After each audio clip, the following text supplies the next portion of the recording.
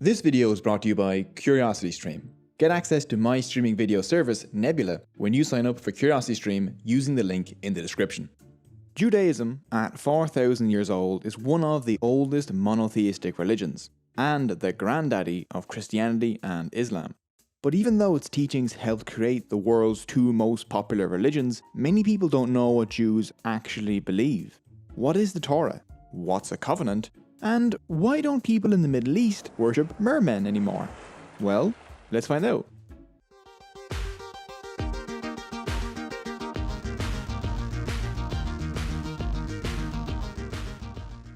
Judaism developed here in the Eastern Mediterranean over the last 4,000-ish years. Today there are about 15 million Jews, making it the 10th most popular religion on earth. Right, let's jump straight into their beliefs. 1. The Tanakh.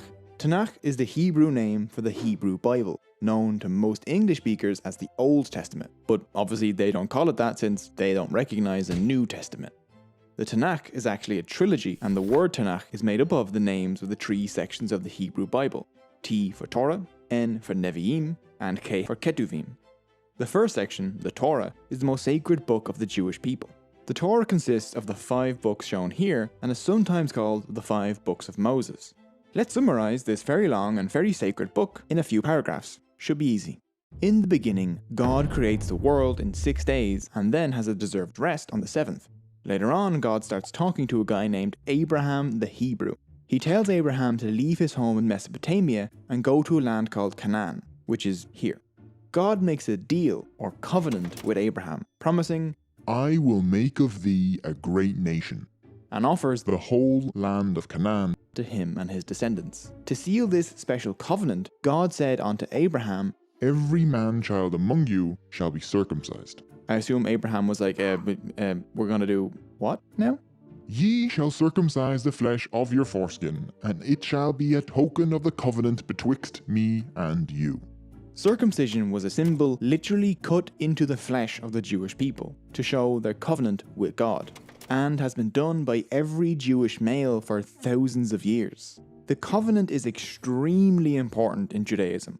Later, Abraham's grandson, called Jacob, literally wrestles with God, or an angel of some sort, for an entire night. So from then on, Jacob will be called Israel, one that struggles with God. Jacob/Israel has 12 sons, and their descendants will become known as the children of Israel, or Israelites, and give their name to the land of Canaan, now known as Israel. The children of Israel would be enslaved in Egypt, but then one of them, called Moses, would, under God's guidance, lead the Israelites out of Egypt. Moses and his people arrive at Mount Sinai, and here God gives Moses the entire Torah, which contains 613 mitzvah, or commandments, the most famous of which is the 10 Commandments, written on 2 stone tablets. This new covenant requires Jews to worship only this God, and to follow his commandments. In return, God will bless the Jewish people and make them a holy nation living in the Promised Land, which is Israel. The Israelites would eventually form a kingdom, and one of their kings, Solomon, builds a holy temple in Jerusalem, which houses the Ark of the Covenant and becomes the sacred heart of Jewish worship. Ironically enough, Solomon's kingdom would cut itself in two: Israel, populated by 10 tribes descended from the sons of Jacob in the north, and Judah, populated by the other 2 tribes, primarily the Judah in the south. In 722 BCE, the Assyrians conquered Israel, leaving Judah as the sole surviving Jewish kingdom, which is why this guy, Judah, a random son of Jacob, and not even the one with the dazzling coat of many colours, gave the religion of Judaism and the Jews their name. In 586 BCE, the Babylonians conquered Judah, demolished the Holy Temple, and sent the people into exile and slavery in Babylon. The destruction of the Holy Temple and the Babylonian exile is a heartbreaking historical event for Jewish people. But then, in 539 BCE, along came Cyrus with his big Persian army and cool hat. He wrecks the Babylonians, frees the Jews, and rebuilds the Holy Temple. And that concludes our retelling of the Tanakh. It is foundational to all Jewish belief, and my summary barely scratches the surface, so you can go read more by checking out the links in the description, or just waiting until I make a video just about that. In 70 CE, the Romans destroyed the Holy Temple, again, and sent the people into another exile. The Jews would move out across Europe, North Africa and the Middle East, forming a diaspora, which periodically suffered persecutions, pogroms and genocides from their neighbours. This 2000-ish year exile is considered to have lasted up until 1947, with the partitioning of Palestine and the creation of the modern state of Israel in 1948. Now, that was a very brief summary of 2,000 years of very complex history, so please bear that in mind. 2. God. So Abraham lived in a world that believed in many, many gods. You had your Marduks, your Nergals, you even had your Dagons. Everyone loves a Dagon. Look at him, fancy merman. But Abraham believed in one God, an eternal, all-powerful, all-knowing creator of the universe and the source of all morality. He has no children, he has no rivals, and he has no equals. This is known as monotheism, and Judaism would spread this concept across the ancient world, acting as the origin for both Christianity and Islam. Today, nearly everyone in this region follows a monotheistic religion, and merman worship has dropped significantly. The names of God used most in the Tanakh are Elohim and the Tetragrammaton, which is honestly one of the coolest words ever. The Tetragrammaton is the letters YHWH. The actual pronunciation of YHWH was lost thousands of years ago. Today it is sometimes pronounced as Yahweh, but that's just one theory. Many Orthodox Jews will not actually say the name out loud and will say Hashem, the name, or Adonai, my Lord, instead. Many Orthodox Jews won't even write words like God down as a sign of respect, and will use something like G-D instead. The Jewish God also takes an active interest in human affairs and interacts with humans on Earth. Humans can develop a personal relationship with this God. God granted humanity free will, and they, like Jacob, can wrestle with God and find and relate to God in their own personal way. 3. The world to come. The Hebrew Bible barely mentions heaven or hell. Heaven is kind of just a place where God lives. It does mention a place called Sheol, but it's kind of just a vague underworld where souls go after death. It doesn't give any details. But the Bible does make it certain that the soul lives on after you die. When Abraham dies, for example, the Bible says he breathed his last, dying at a good, ripe age, old and content, and he was gathered to his people.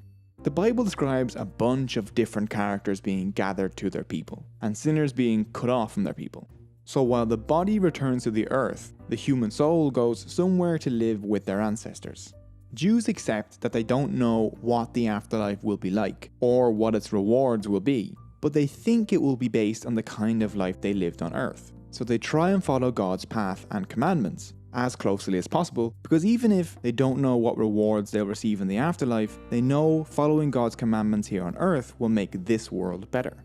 Many Jews try to act with tzedakah, or justice or charity. Tzedakah comes from the Torah, which says, Thou shalt not wholly reap the corners of thy field, neither shalt thou gather every grape of thy vineyard, thou shalt leave them for the poor and the stranger. Today many Jews donate 10% of their income to the needy as part of tzedakah. 4. The Messiah. Many Jews today and in the past have hoped for the coming of the Mashiach, or Messiah, which is prophesied in the Tanakh. The Messiah is a Jewish leader that will bring about the Messianic era. They will rebuild the Holy Temple in Jerusalem, bring all the Jews back into the Promised Land, which will bring about the perfection of the world and an end to all hunger, war, and suffering. When the Messiah comes, every Jew who ever lived will be literally resurrected. They will then return to Jerusalem to be present when God creates a new heaven on earth. This is why Jewish law demands that Jews must be buried with any amputated limbs they lost in life. Jewish law also forbids cremation, all to keep the physical body intact for when it is resurrected by God after the arrival of the Messiah. For Jews, the Messiah has obviously not yet arrived because there is still suffering and inequality in the world. 5. The Talmud. So we already saw the Tanakh, but another book is also extremely important to the Jews, the Talmud. The Talmud is a collection of different books and is over 10 million words long and covers 38 volumes. It is a massive collection of commentary on the Torah and on itself about how the Torah and its commandments should be interpreted. It's filled with debate, legal interpretations, history, ethics, philosophy, and legends. Within a few lines, you can see rabbis that lived centuries apart debating a topic in the Talmud. It's pretty interesting. It provides the foundation for Jewish law and is a guidebook for Jewish life. So those are some of Judaism's beliefs. But Judaism is more than a religion. It's also a people, nation, culture, and civilization, but not a race. There are black, Asian, and white Jews. There are people who are born Jewish and people who convert to Judaism. There are atheist, agnostic, and a buffet of different levels of religious Jews. According to Jewish law, a Jew is a child born of a Jewish mother, or a person who converts to Judaism. Some modern Jewish denominations also now accept descent through the father. Since the medieval period, there have been two major groups of Jewish people, Ashkenazi and Sephardi. The Ashkenazi are the Jewish community that developed in Central and Eastern Europe. They speak Yiddish, a combination of Hebrew and the languages of Central Europe. Yiddish words like bubkis, chutzpah, and klutz are familiar in English-speaking pop culture because most Jewish immigrants to the United States were Ashkenazi. The Sephardi Jews are descendants of the Jews of Spain and those who fled from Spain to other Mediterranean countries and North Africa. They have their own language, Ladino, a combination of Hebrew and Old Spanish, but unfortunately this language is under serious threat of extinction. There are also communities of Jews who do not fall into these two categories, such as the Jews of Iraq and Iran, Yemen, Ethiopia, China, and Georgia, along with many others. All these different groups make up the diverse range of Jewish belief and culture. What many Americans and Europeans think of as Jewish culture or Jewish food is really Ashkenazi culture and Central and Eastern European food adapted to Jewish kosher laws. An Ashkenazi will eat schmaltz herring, while a Sephardi will enjoy couscous. An Ashkenazi will celebrate with a glass of schnapps. A Sephardi will go for some arak. Ashkenazis call Saturday Shabbos, Sephardis call it Shabbat. Before the Second World War, about 9 million Jews lived in Europe, 5 million in the Americas, 800,000 in Asia, 600,000 in Africa. It was just above 15 million in total. About 6 million Jews were systematically murdered during the Shoah, the Hebrew term for the Holocaust. The emigration, expulsion, and extermination of Jews from their old heartlands during the 20th century has made North America and Israel home to the majority of modern Jews. Today there are many different denominations of Jews, ranging from Jewish atheists to Orthodox Jews. Orthodox Jews believe that the Torah is the direct word of God, and they strictly follow its words and commandments. The best known Orthodox Jews are the Hasidic Jews, due to their recognizable and distinct fashion, which has been appropriated by hipsters. There is also Reform, Conservative and Reconstructionist Judaism, who all cover a wide range of beliefs, from not believing in a personal or supernatural God and thinking ritual and ceremony have no place in the modern world, to believing in God and the Torah, but changing their interpretations as society evolves.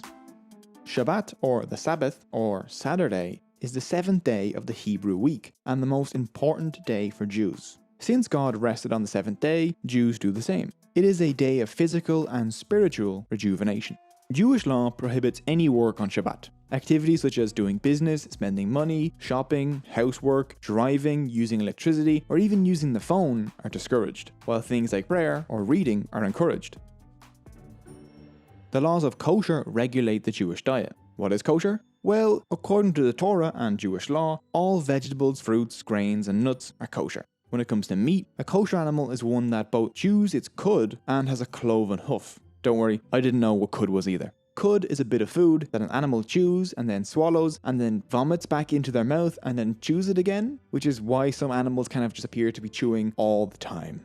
Examples of kosher animals are cattle and sheep, while non-kosher animals include pigs, dogs, rabbits, and, well, humans actually. Kosher animals must also be killed in a certain way, called shechita. This method uses a trained professional with an incredibly sharp knife to deliver a quick death to the animal. Finally, all the blood must be drained from the animal because blood isn't kosher. Today, kosher food can be bought from kosher shops or recognized by special kosher symbols on products. All shellfish, birds of prey like eagles or owls, and fish without both fins and scales like sharks, whales, and porpoises are not kosher.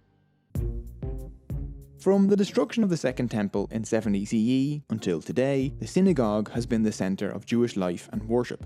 In every synagogue you'll find a handwritten Torah scroll, which is read aloud during services. You'll also find a rabbi. A rabbi is a trained Jewish scholar and interpreter of Jewish law. They conduct many Jewish events such as circumcisions, bar and bat mitzvahs, weddings and funerals. While there, you may notice some people wearing a kippah, also known as a yarmulke, on their heads. Judaism originated in the Middle East, where a sign of respect to God is to cover one's head. Orthodox Jews believe that they are always in the presence of God, so they wear a kippah at all times, while more liberal Jews wear a kippah sometimes. You might also notice that many Orthodox Jews have long curly hair on the sides of their head. These are called peyot, and Orthodox Jews do not cut the hair because of a command in the Torah that says, "Ye shall not round the corner of your heads." You can learn more about synagogues, the history of the Jewish people, and much, much more in the gorgeous documentary series Sacred Spaces over on CuriosityStream. CuriosityStream is a documentary streaming service that will give you access to thousands of documentaries, including some featuring top names like David Attenborough and Stephen Hawking, along with exclusive originals. Normally you'd get access starting at just $2.99 a month and the first 30 days completely free if you sign up at curiositystream.com/cogito and use the promo code COGITO during the sign up process. But during these tough times, CuriosityStream is offering a 40% off stay-at-home deal to help you pass time during quarantine. And by signing up for CuriosityStream, you will be helping me and the YouTube educational community because CuriosityStream loves independent creators and wants to help us grow. So they're offering Cogito viewers free access to Nebula when you sign up at curiositystream.com/cogito. Nebula is a streaming video platform I'm helping to build along with lots of other independent creators like The Low Spec Gamer, Mia Mulder, and Knowing Better, along with a bunch of others. Nebula even has original content such as Tom Scott's new game show, Money, all ad-free and earlier than on YouTube. This video was up on Nebula days ago. So go to curiositystream.com/cogito and start enjoying amazing content on CuriosityStream and Nebula while helping to support educational creators without having to sit through ads. So those are the basics of Judaism. It isn't even close to covering everything. I probably only covered about 1%. One video simply can't cover everything. Religions are too diverse, too deep, and mean too many different things to different people. But you can find all the sources used in the description. If you like this video, please subscribe. If you're interested in supporting the channel, there are links to my Patreon and t-shirt store also in the description. If you like this video, I think you'd really enjoy my videos on Hinduism, Sikhism, or Zoroastrianism, which you can find on screen or linked in the description. Thank you so much for watching.